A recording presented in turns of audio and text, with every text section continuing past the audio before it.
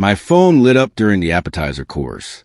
Monica's fork stopped halfway to her mouth. I glanced at the screen. Work emergency, marked urgent. Before I could apologize or excuse myself, her voice cut through the quiet restaurant like a knife through silk. See? This is exactly why you're holding me back. Every head at the surrounding tables turned. The couple to our left stopped mid-conversation. The waiter froze near the kitchen entrance. Monica wasn't whispering. She wanted an audience, and she got one. Monica, You haven't even what, Julian? Answered it yet? You will. You always do. Every single time. You choose that job over me. Over us. Over everything that actually matters. Her voice climbed higher with each sentence. I felt my face burning. The phone buzzed again in my hand. Insistent. Monica leaned forward, eyes blazing. Decline it. Right now. Show me. Show everyone here that I matter more than whatever crisis they think they have. The phone vibrated a third time. My thumb hovered over the screen. Monica's expression shifted from anger to something colder, more calculating. She was waiting to see what I'd choose. The entire restaurant seemed to hold its breath. I answered the call. Monica's face went perfectly still. Not angry. Past anger into something I'd never seen before. She stood slowly, deliberately, her chair scraping against the wooden floor loud enough to make people wince. Unbelievable, she said, her voice carrying to every corner of the room. 5 years of marriage, and I'm still second place to a job that's going absolutely nowhere. Do you know what people say about you, Julian? About us? I covered the phone's microphone. Monica, please, this is important. Important? She laughed, sharp and bitter. You know what's important? The fact that I've sacrificed my career advancement for yours. The fact that I've turned down opportunities because you needed support. The fact that I've made excuses for you at every social event while you're stuck in some conference room pretending to be indispensable. The voice on the phone was saying something urgent, but I couldn't focus. Monica grabbed her purse. I'm done being held back by someone with no vision, no ambition, no future. You stay here with your precious call. I'll be at Claire's. Don't bother coming home until you're ready to choose. She walked out. The door chimed as it closed behind her. 20 sets of eyes stared at me. The waiter approached cautiously, professionally avoiding eye contact. Sir, shall I bring the check? I nodded, phone still pressed in my ear, listening to words that would change everything. I sat in my car in the restaurant parking lot, listening to the voicemail 3 times. The call hadn't been what I expected. It wasn't a crisis. It was confirmation. Mr. Brennan, this is Victor Castellanos from Prometheus Ventures. We've completed our due diligence on your proposal. The board voted unanimously in favor. We're prepared to move forward with full funding. I know we discussed confidentiality, but given the timeline, we need your final authorization by Friday. This changes everything. Call me back immediately. For years of quiet work on nights and weekends. For years of building something Monica knew nothing about, because I'd learned early in our marriage that she measured success by immediate visibility, not long-term potential. The software platform I developed wasn't flashy. It solved a boring problem, inventory management for mid-sized manufacturers. But it solved it elegantly, efficiently, and it had caught the attention of one of the largest venture capital firms in the region. Prometheus Ventures was offering $8 million for a 40% stake. The deal would make me CEO of my own company. No more middle management. No more conference rooms. No more being stuck anywhere. Monica had demanded I choose. She had no idea I already had. My phone buzzed. Monica's text lit up the screen. You have 30 days to quit that job, or I'll do what I have to do. Your choice. Not emotional. Strategic, like she'd been planning this. I didn't go to Claire's house that night. I went home to an empty apartment and started reviewing our calendar. Monica kept meticulous records of everything. Dinners, events, appointments. She said it was for organization. I was starting to think it was for control. I opened my laptop and pulled up our shared calendar going back 6 months. A pattern emerged immediately. So obvious I couldn't believe I had missed it. February 12th, Monica scheduled dinner at the Watermark. That same day, I had my first major presentation to a potential client. She knew about it. I'd mentioned it twice that week. March 8th, anniversary dinner, her choice of location and time. Exactly when I was supposed to have a conference call with West Coast investors. I'd rescheduled the call.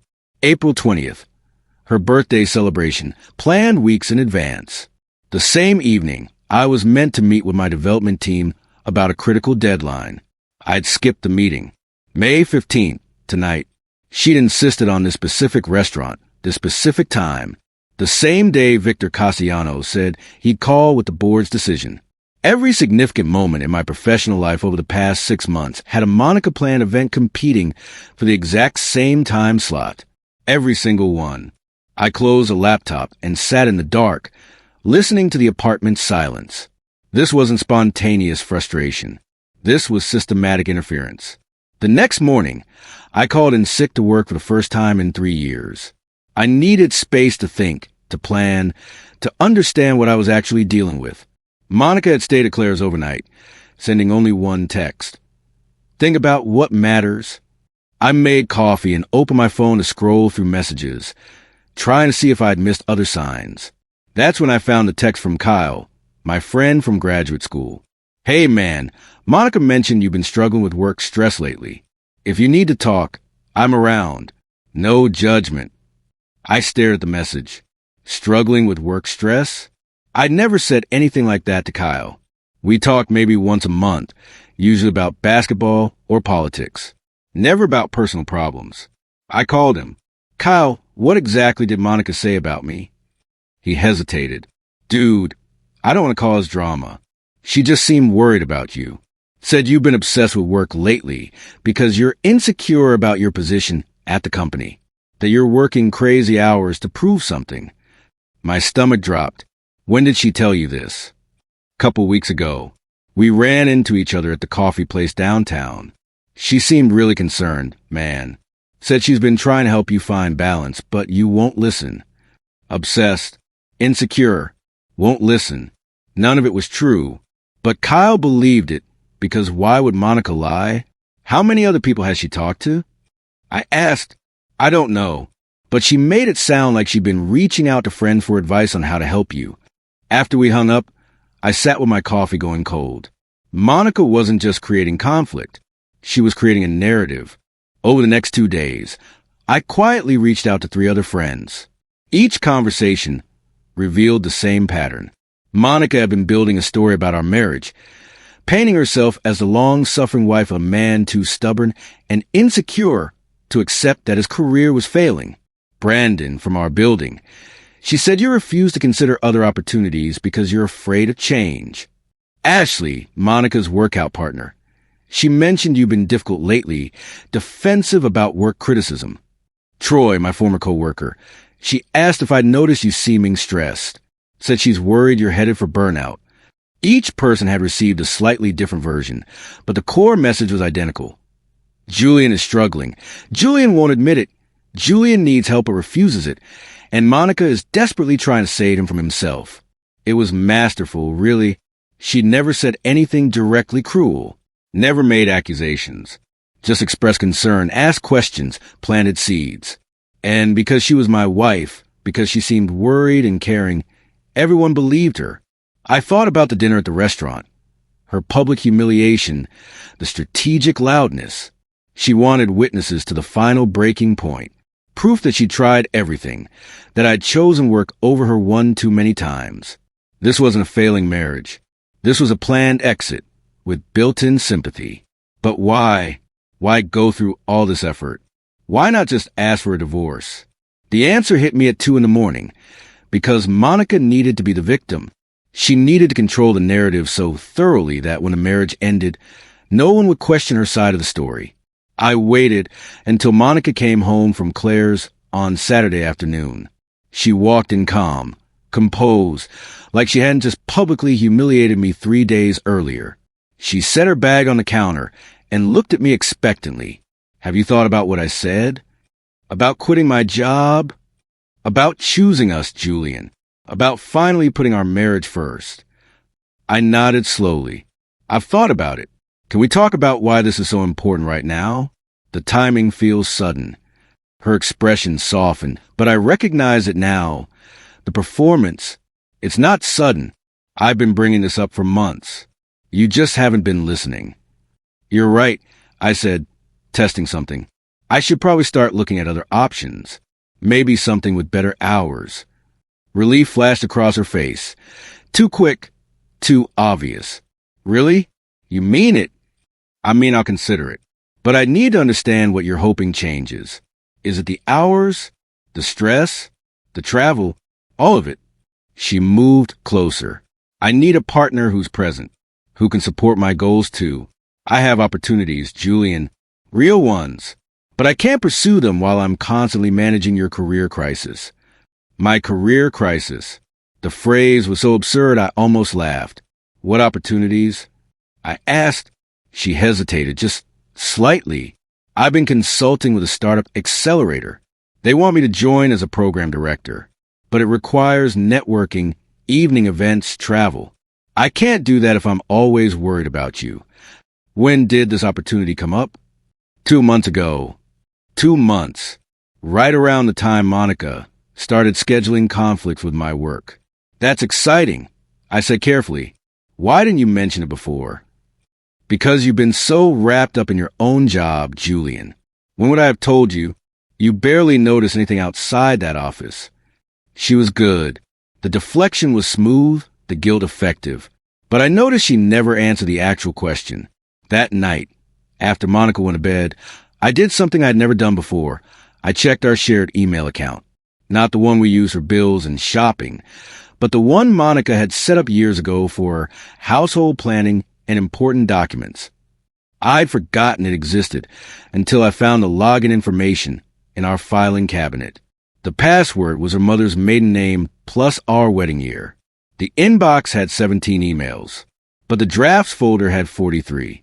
I opened the first one, dated 6 weeks ago. Subject, moving forward to no recipient. After much consideration, I've decided to pursue separation. Julian's career situation has become untenable, and I can no longer sacrifice my own growth. I've tried to support him through this difficult period, but his inability to recognize the problem has made reconciliation impossible. The second draft, dated a month ago. Subject, difficult news to no recipient. It's a great sadness that I share Julian and I are separating. Despite my efforts to help him transition to a more stable career path, his attachment to a failing position has created insurmountable challenges. I wish him well, but must prioritize my own well-being. There were variations of the same message, refined and edited over weeks. Each one positioned Monica as the reasonable party, me as the unstable one. Each one carefully worded to generate sympathy while avoiding specific accusations. But the dates were what made my hands shake. She'd started drafting these messages before our anniversary dinner, before any of the major conflicts. She'd been preparing her exit strategy for at least 2 months, possibly longer. This wasn't a marriage falling apart. This was a marriage being deliberately dismantled, with documentation at every step. I took screenshot of everything and emailed them to a private account Monica didn't know about. Sunday morning, I started reviewing our finances. Monica handled most of our banking, saying she was better with details. I trusted her completely. That trust was starting to feel like the biggest mistake of my life. Our joint checking account showed normal activity: rent, utilities, groceries. But there were regular transfers to an account I didn't recognize. $800 monthly for the past 4 months, labeled professional development. I logged into our savings account. The balance was $6,000 lower than I remembered. When I checked the transaction history, I found a single withdrawal from 6 weeks ago. $6,000 transferred to the same mystery account. I called the bank. After verifying my identity, the representative confirmed the account was in Monica's name only, opened 4 months ago. They couldn't tell me anything else without Monica's permission. Professional development, networking expenses for her accelerator opportunity, $9,200 over 4 months. What kind of networking costs that much? I thought about her timeline. The accelerator opportunity came up 2 months ago. But she'd started transferring money 4 months ago. She'd started building her exit narrative 6 weeks ago. And she'd started creating conflicts with my work 6 months ago. This wasn't reactive. This was planned, methodical, and Monica had been executing her strategy for half a year, while I smiled and apologized and tried to be a better husband. My phone buzzed. Message from Victor Castellanos. Julian, need your decision by Wednesday. The offer stands, but we have timeline constraints. Let me know. Wednesday was 3 days away. Monica wanted me to quit my job in 30 days. She had no idea the job she wanted me to quit was about to make me a CEO. I spent Monday working from home again. Monica didn't question it, probably assuming I was finally breaking down, finally ready to accept her narrative. She left for a lunch meeting at 11 and didn't return until 4. While she was gone, I made phone calls. First to Victor Castellanos, confirming Wednesday's meeting. Second to my buddy Nathan, who worked in finance. Nathan, hypothetical question. If someone took $9,000 out of joint accounts over 4 months, what would they be spending it on? Depends. Could be anything. Education, investment, debt payoff. What if it was labeled professional development? Could be legitimate. Conferences, courses, certifications. Or it could be something else entirely. Why? Just curious. After we hung up, I opened my laptop and searched for Monica's mystery accelerator. She'd mentioned the name once. Catalyst Growth Partners. Their website was professional, polished. Program director positions required extensive experience in venture capital, startup operations, or business development. Monica had a marketing degree and 5 years of experience in corporate communications. Not impossible, but not an obvious fit. I checked LinkedIn. Catalyst Growth Partners had 12 employees listed. None of them were Monica.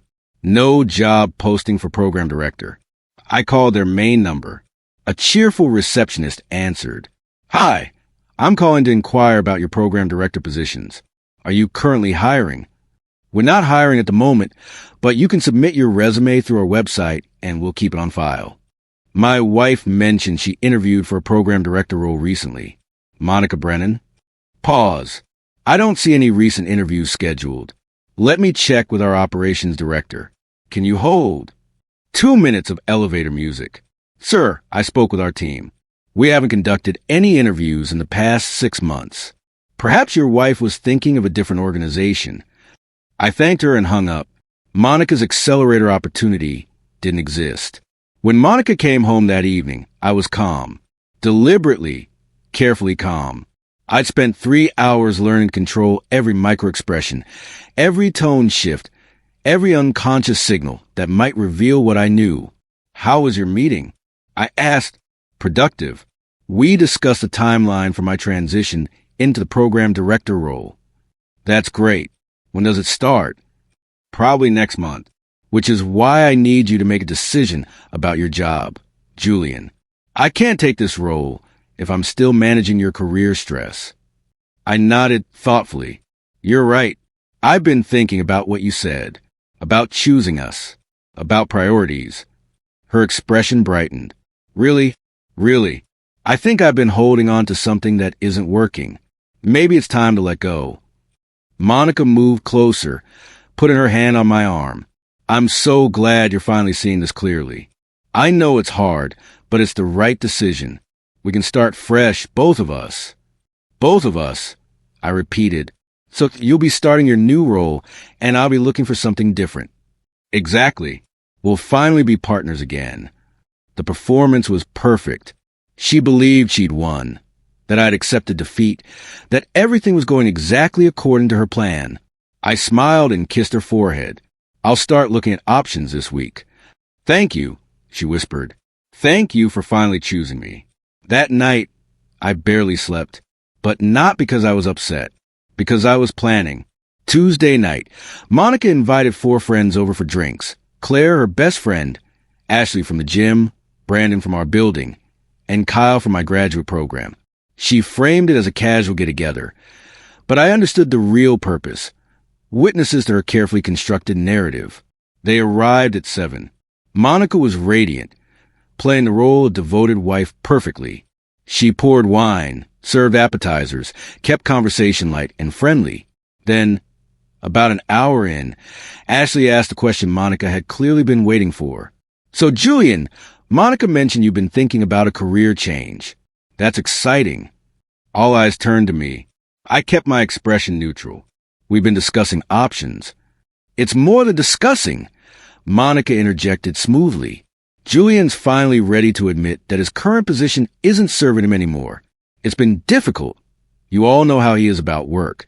But he's finally seen that sometimes you need to let go of things that aren't working." Claire nodded sympathetically. "It takes courage to admit when something isn't right." "Absolutely," Monica continued. "And honestly, I'm just relieved he's finally prioritizing our marriage. I've been so worried about him, about us, but I think we're finally turning a corner." She looked at me, eyes warm and supportive. To everyone else, she was a perfect supportive wife. But I saw the calculation, the performance. "Julian's going to step back from his current job," she announced. "Focus on finding something that actually aligns with our life goals. Something sustainable." Brandon raised his glass. "Good for you, man. Work-life balance is important." They all nodded, smiling, supportive. They believed every word because Monica had spent months preparing them to believe it. I raised my glass too, to new beginnings. Monica beamed. She thought she'd just secured her public victory, confirmed her narrative in front of witnesses. She had no idea what was coming. Wednesday morning at 10, I met Victor Castellanos at his downtown office. The Prometheus Ventures suite occupied the entire 32nd floor of the Westbridge Tower, all glass walls and minimalist furniture. Victor was 50-something, sharp suit, sharper eyes. He shook my hand firmly and gestured to a conference room where 3 other partners waited. "Julian, glad you could make it. Let me introduce you to the team." They spent 90 minutes dissecting my proposal, asking questions about scalability, market penetration, competitive advantages. I prepared for this meeting for 2 years, running through scenarios and projections until I could recite them in my sleep. At noon, Victor leaned back in his chair. "We're impressed. More than impressed. We want to move forward immediately. Our legal team will have documents ready by Friday. You'll retain 51% ownership, maintain full operational control, and we'll provide $8 million in initial funding plus access to our portfolio network." My hands were steady as I shook his hand again. "I'll have my attorney review everything this week." "One thing," Victor added, "this needs to stay confidential until the official announcement. We're talking 6 to 8 weeks before we go public. No social media, no casual mentions, no celebrating early. These deals fall apart when people talk too soon." "Understood." As I left the building, my phone buzzed.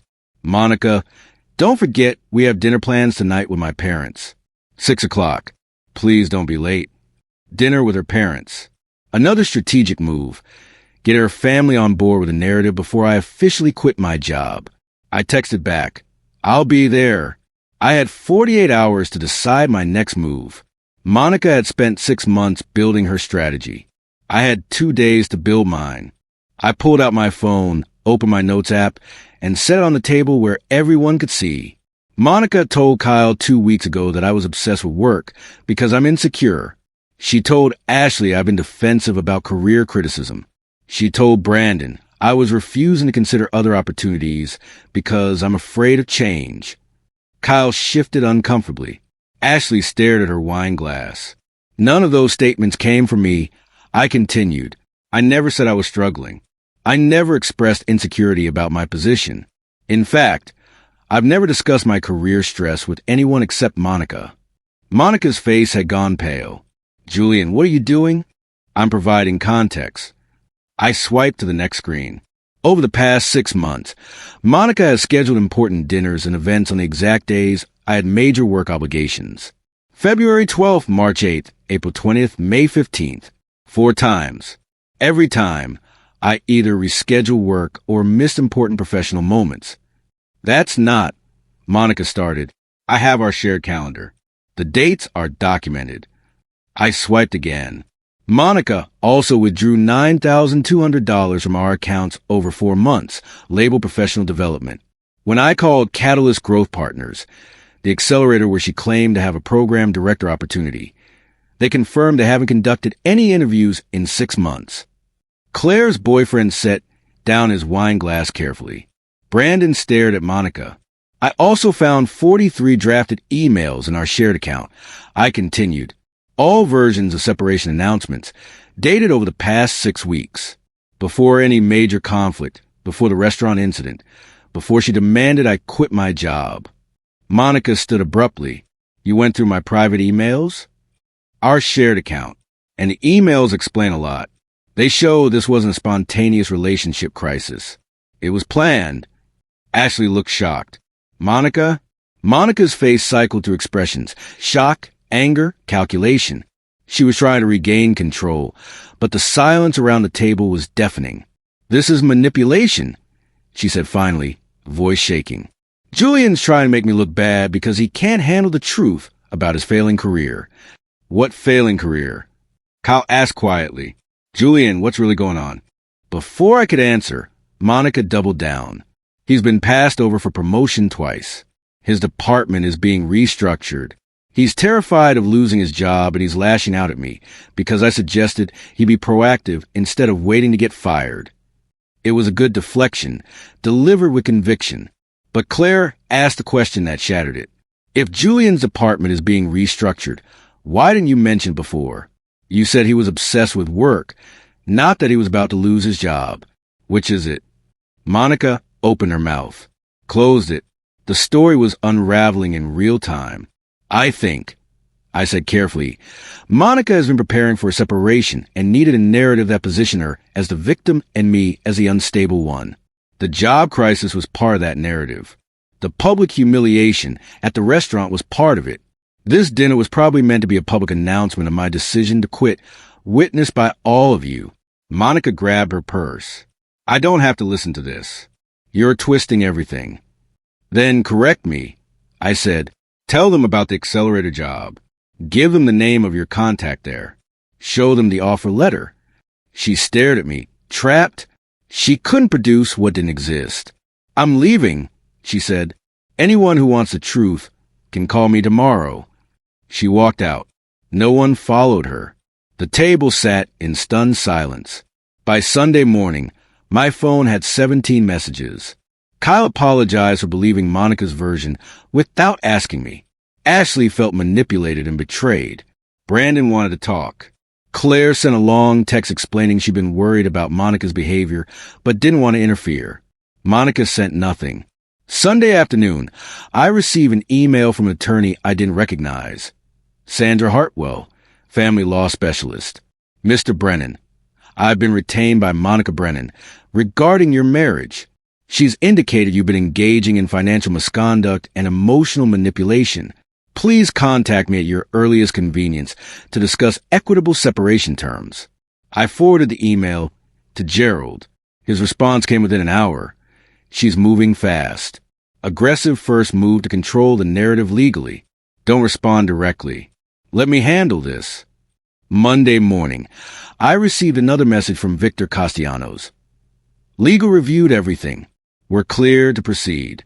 Congratulations, CEO Brennan. Paperwork ready for your signature Wednesday. Wednesday. The same day Monica's attorney wanted a response. I called Gerald. What happens if Monica finds out about Prometheus before the divorce is filed? Depends on how you've structured your assets. But given that you developed this platform before marriage and the company doesn't exist yet, it should be separate property. However, if she can claim marital funds supported your development work, she could argue for a share. No marital funds touched it. I kept everything separate deliberately. Smart. Then legally, she has no claim. But she'll try to make this ugly if she discovers the deal before the divorce is finalized.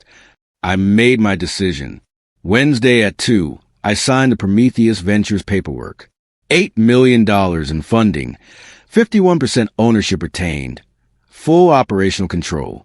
Victor handed me a bottle of expensive champagne and a company credit card. Welcome to the Founders Club, he said. Press release goes out in 6 weeks. Until then, stay quiet. I walked out of the Westbridge Tower as the CEO of my own company. The job Monica said was going nowhere. The position she called a failure. The career she said was holding her back. At 4, I met with Gerald to sign divorce paperwork. I'm filing tomorrow, he explained, citing irreconcilable differences, requesting fair division of marital assets, which given your documentation is minimal. The house is rental. Cars are separate. Joint accounts total under $15,000. Your company is separate property entirely. What about Monica's claims? She has no evidence of financial misconduct because none exists. She has no evidence of manipulation beyond her own behavior. If she pushes, we present your documentation. Most family courts don't look kindly on strategic narrative building. How long? Uncontested? 6 months. Contested? Could be a year. I signed the papers. By Thursday afternoon, Monica had been served. She called 17 times. I didn't answer. My attorney sent a formal response to her attorney, denying all claims and requesting mediation. Friday, Monica showed up at our apartment. I'd changed the locks. Gerald had advised it, given the financial irregularities. She pounded on the door for 10 minutes, screaming about betrayal and lies. I recorded everything from inside, quietly, calmly. Finally, she stopped. I heard her slide down the door, sitting in the hallway, crying. Part of me wanted to open the door, to comfort her, to explain. But I remembered the drafted emails, the strategic manipulation, the 6 months of calculated undermining. She'd made her choice long before I made mine.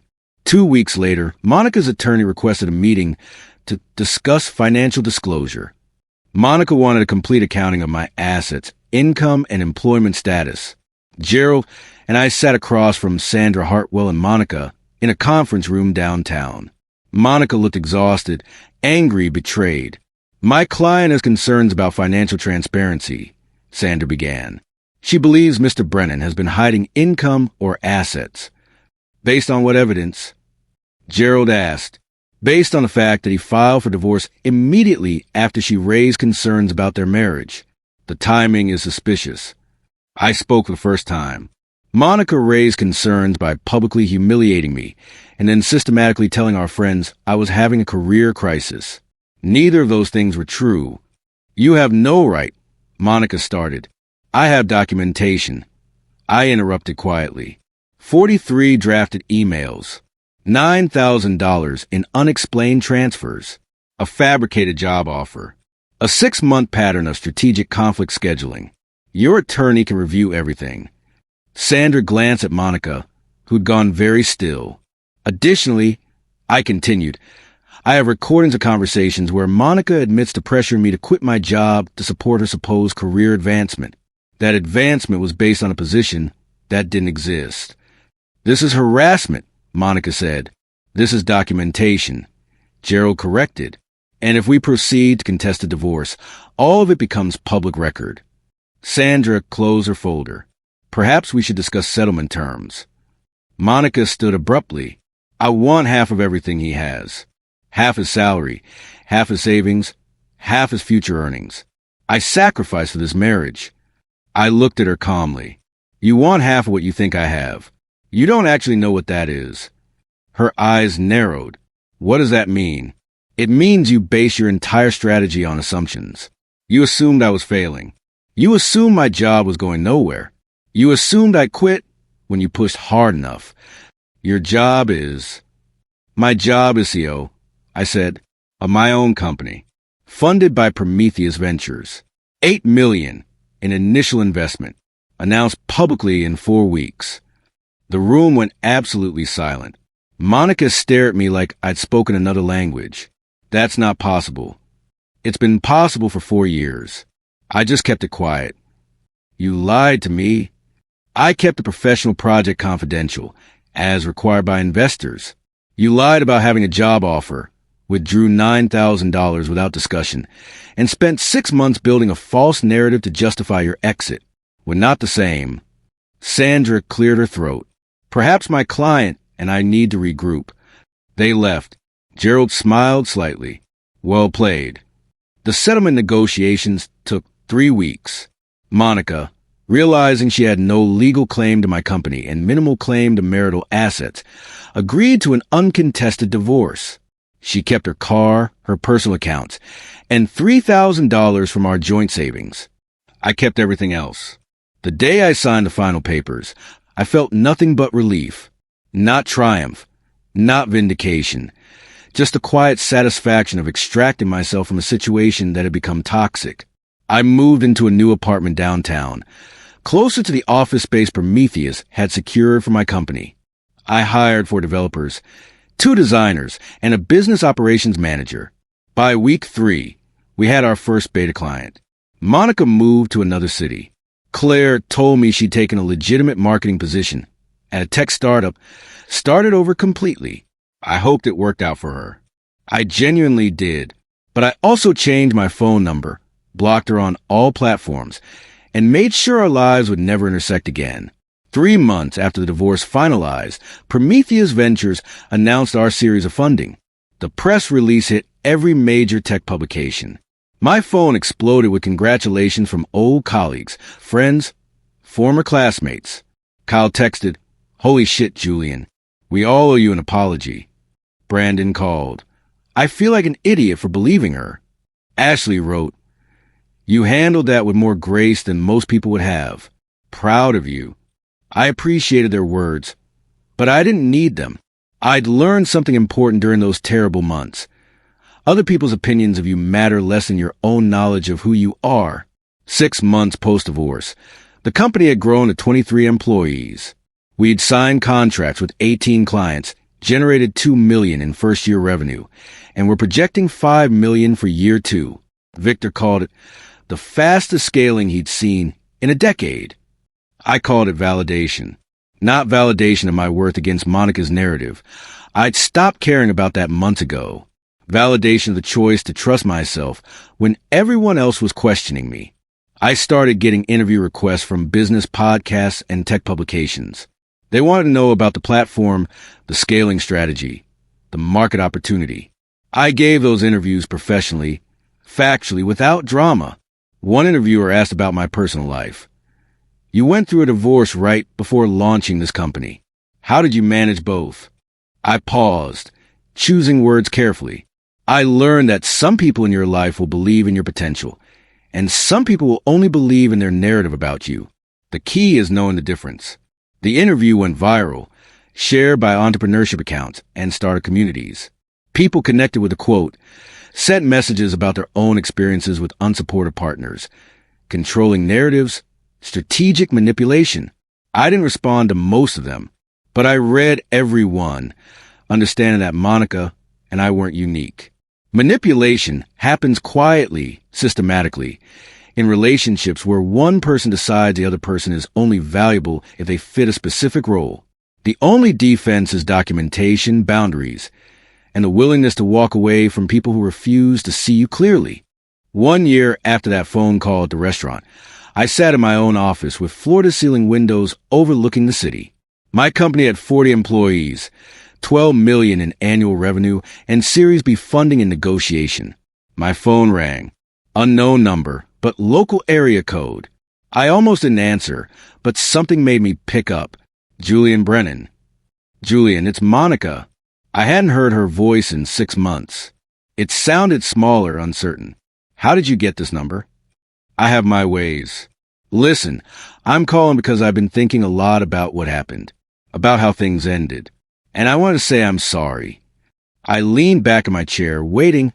"I was wrong," she continued. "About you, about your potential, about everything. I let my own insecurities and ambitions make me into someone I'm not proud of. I hurt you and I'm sorry." "Okay. Is that all? Just okay?" "Monica, I appreciate the apology. Genuinely. But we're not in each other's lives anymore. I've moved on. I hope you have too." "I have, mostly. But I needed you to know I see now what I couldn't see then. You were never the problem." "Neither were you," I said. "We just wanted different things. The problem was pretending we didn't." We talked for another 5 minutes, surface level, polite, carefully boundaried. When we hung up, I felt nothing but quiet closure. My assistant knocked on the door. "Your 3 o'clock is here." I stood, straightened my tie, and walked into the conference room where my team waited. On the wall screen was our quarterly report, showing growth projections that exceeded every initial estimate. The job Monica said was holding her back. The position she called a failure. The career that was supposedly going nowhere. It had taken me everywhere. And I'd done it by making one simple choice: answering the call, even when someone I loved told me not to. Sometimes the person holding you back isn't your job. It's the person who wants you to quit. I learned that lesson at a restaurant, with frozen forks and judgmental stares and a phone that wouldn't stop ringing.